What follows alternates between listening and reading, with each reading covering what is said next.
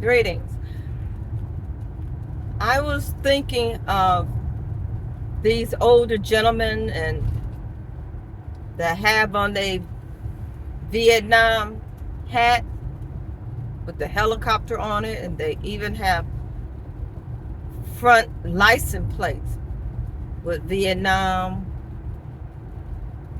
their colors, with the little helicopter on it. And they're so proud to have been involved in that war. And then there are others, their counterparts, who are walking the streets, who cannot get over the things that they did to those 5'3", 120-pound at best people.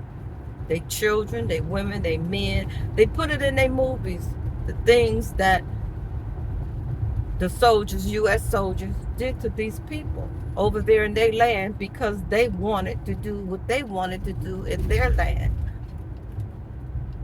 These young 18, 19, 20, 21-year-old boys over there doing vicious crimes to these people in their own land. So when I see them, I think in my head, because I'm a different frame of mind now, I don't commend them. I can't. Because I know the atrocities that they committed over there to those people. 5'3", 120 pounds at best. They have documentaries of the horror, the viciousness, the violence that was done to these people. And it didn't have anything to do with war. It was just brutality and the mistreatment and the torture, just for the fun of it, the sake of it. Because their men were getting annihilated, obliterated, of course, because they were trying to resist foreigners in their country just napalming them down. So I see things differently now. I wonder when I see them with their hats on and their front license plates, what did you do over there that was unjust and had nothing to do with war? It's horrible. And I like to end with the homelessness. I was listening to a station this morning, and the gentleman was saying, they were talking about various people, how they became homeless. And this one gentleman was expressing how his 21-year-old son, he had 5 boys, and one of them was obliterated, hanging around the wrong people. And he couldn't cope. He lost it. He crashed. He became homeless because his mind crashed. It crashed. And people say, well, what about your other children? What about... When you have a tooth missing that's aching, your tongue is going to go straight to that pain. You're not thinking about your other teeth. You're not. That's just the way it is. I understood him. He became homeless because he lost his mind. Because his 21-year-old son was eliminated. He said he was a good child, a good son. Just got caught up hanging around the wrong people in the manufactured ghettos designed for us. And that's the way it is supposed to be. When one of our children are taken out from living in the ghetto or being gunned down by race soldiers, it destroys the whole family. It does. Somebody gonna pay. It's gonna destroy the whole family. And there is no God. Please don't talk to me about prayer and God. Again, they send scriptures and talk about they praying for you. I'm praying for you. I'm praying for you. It's easy to say you praying for somebody because you don't see the results if your prayer came through or not. I was speaking to someone about children being sexually abused.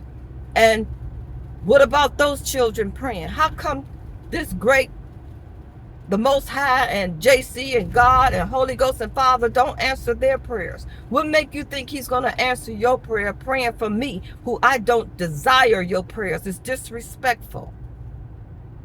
If he's not going to answer these children's prayer who are praying not to be violated all day and night, what make you think he's going to answer your prayer praying for me? So stop it. We are such a messed up people with this religion.